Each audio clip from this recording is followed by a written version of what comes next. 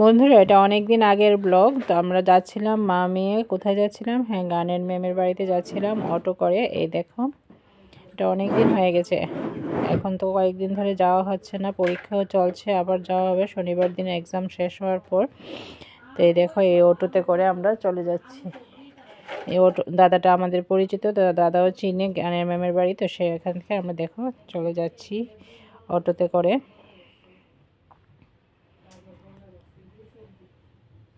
তো দেখো, আবার গান টান করে ফেরার পথে আবার অটো করে মামিয়ে চলে আসলাম।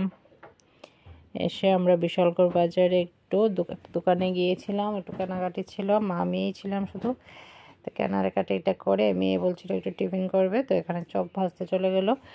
তো এখানে চপ ভাজা হচ্ছিলো, গরম গরম চপ বাড়িতে করে প্যাকেট করে নিয়ে আসলাম।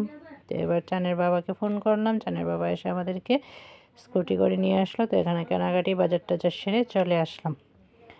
তো এই দেখো, এখানে তারা মামাতো মেশতো বোন, তিনো বোনের জন্য শীতের পোশাক নেওয়া হয়েছিল।